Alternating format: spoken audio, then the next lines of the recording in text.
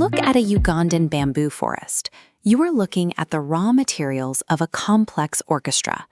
Traditional instrument makers harvest these stalks and engineer them into precise acoustic tools. In Ugandan tradition, performing arts are integrated systems. A single gathering weaves together four distinct forms: vocal and instrumental music, rhythmic dance, dramatic mime, and oral literature, like a grandparent passing down riddles and history around the evening fire pit, known as the ekyoto. To understand how these traditions actually work, we have to look past the surface of the performance.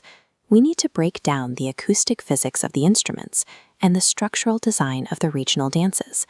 By studying these rhythms and movements, we can see exactly how early communities used their local geography to turn raw wood, animal hide, and body mechanics into a living record of their history. To classify traditional instruments, ethnomusicologists use a scientific framework based entirely on how an object generates a sound wave. This cross-section of an ngalabi drum shows it belongs to the membranophones. Sound comes from a stretched skin. When a musician strikes the top, the membrane vibrates. Sound waves travel down the hollow wooden body, naturally amplifying the volume for long distances. The choice of material dictates the exact pitch. For the ngalabi, builders specifically select monitor lizard skin over thick cowhide. The lizard skin is thinner and highly flexible, vibrating at a much faster rate to produce the drum's signature sharp, piercing tone. Compare that to the akadinda, a large wooden xylophone. This is an idiophone. It operates without a stretched skin. Instead, the entire solid mass of the wooden log vibrates when struck with a mallet. Early instrument builders manipulated either tensioned membranes or solid mass to engineer distinct, highly specific sonic profiles for musical ensembles.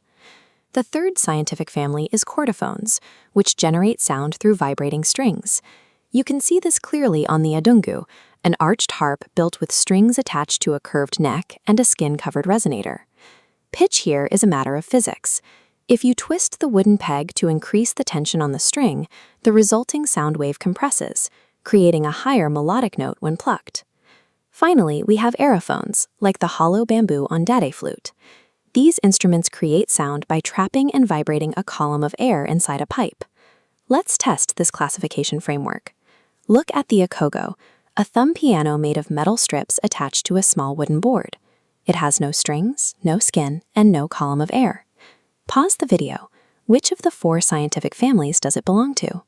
Because the solid metal strips vibrate when plucked, the akogo is an idiophone. By identifying the source of vibration, you can classify any traditional instrument. Just as the ecosystem provides materials for instruments, a region's history and social requirements dictate the physical movements of its traditional dances. In the central region, the Baki Simba dance originated inside the royal court of the Kabaka. Notice the dancer's smooth, flat-footed rhythm and controlled waist movements.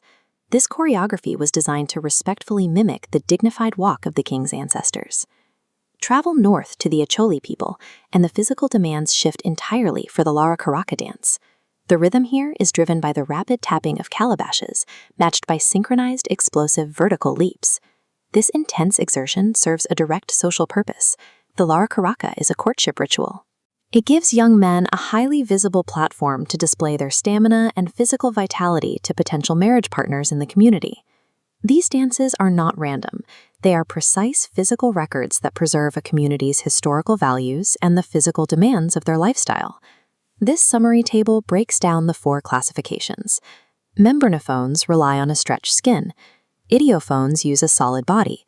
Chordophones manipulate tensioned strings, and aerophones vibrate an air column. To remember this, take the first letters to form MICA. Many individuals can act. By combining an expert knowledge of local materials with structured choreography, Uganda's ancestors built a system of performing arts that remains the living, breathing heart of the nation's identity.